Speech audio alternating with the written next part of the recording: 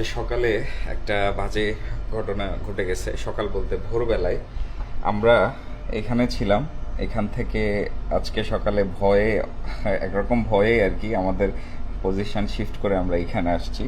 আমাদের জাহাজ থেকে মাত্র 3 নটিক্যাল মাইল দূরে সাউথের দিকে এইখানে একটা ভিএলসিসি জাহাজ ছিল।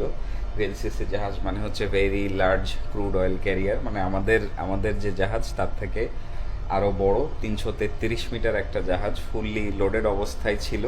তো সেই জাহাজে ডাকাতি হয়েছে, আর ডাকাতরা উঠে ডাকাতি করছে এবং 3জন ক্রু মেম্বার গুরুতর আহত। এর মধ্যে একজনের আবার মাথায় স্ট্যাব করছে। এগুলো সবই বিএইচএফে শোনা গেছে। তো এই 3জনকে দ্রুত সরে হসপিটালে নিয়ে যাওয়া হয়েছে। আর তারপরে সেখান থেকে আমরা চলে আসছি এখানে পজিশন শিফট করে। এটা যারা করছে এরা হচ্ছে ইন্দোনেশিয়ান পাইরেটস।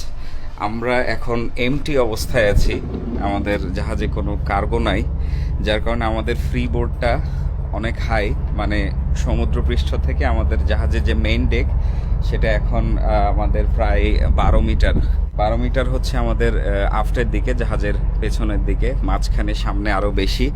তো 12 মিটার হওয়ার কারণে আমাদের এই ধরনের ঘটনা ঘটার সম্ভাবনা কম, কারণ এত উঁচুতে পাইরেটসরা ক্লাইম্ব করে উঠতে পারবে না বলতে ওঠা অনেক কঠিন, যার কারণে ওরা হয়তো অ্যাটেম্প্ট নিবে না এখানে ওঠার।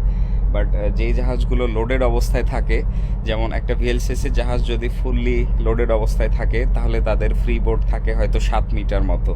তো 7 মিটার ক্লাইম্ব করে ওঠা খুব বেশি কঠিন না, চাইলে ওঠা যায়। তো সেটাই হয়েছে আজকে ভোরবেলায়। আর আমাদের যেহেতু 12 মিটার মানে কত, মোটামুটি ধরেন একটা 4তলা বিল্ডিং এর সমান ক্লাইম্ব করে উঠতে হবে যদি আমাদের জাহাজে কেউ উঠতে চায়। আর নর্মালি যেটা হয় যে এইরকম হাইটে আমাদের পাইলট ল্যাডার থাকে, সেটার সাথে আবার গ্যাংওয়ে অ্যাড করা হয়, কম্বিনেশন ল্যাডার। তো এইভাবে জাহাজ ওঠানামা করা হয়।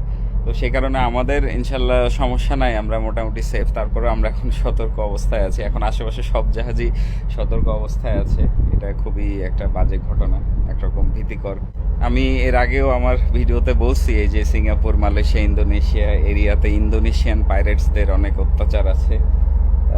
তো এবারও সেম ঘটনা ঘটলো।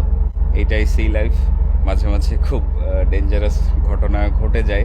আমার ডিউটি শেষ করার পরে 4টা থেকে 8টা চিফ মেটের ডিউটি ছিল, উনি সব শুনছেন এখানে। তো পরে সকালবেলা তখন আমরা দ্রুত আমাদের ইঞ্জিন রেডি করে আমরা আমাদের পজিশন শিফট করে এখন নতুন পজিশনে আসছি। এই হচ্ছে অবস্থা।